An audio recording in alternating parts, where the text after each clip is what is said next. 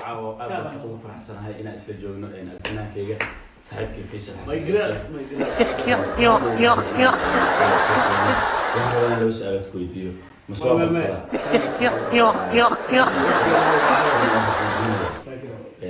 سؤال شخص ما الفكرة صعبة معايا سألني بنقول فكرين مثلا دتك أنا خوف فرح سنة أما أنا مستعلين أما مركز أنا فرح هذا رجالين maxaa ugu jawaabi lahayd ama maxaa ku celinayd su'aalaha dadka aniga aan farxadeeda jeclaan waxa leeyahay aniga qofkii nacab aragtida ku dhibaaya thank you waan u qorayaa qofkii jecelna oo soo jecel ma sha Allah marka kan nacab waa soo diinku badashiisa aragtida diinku badashiisa daymada ku koriya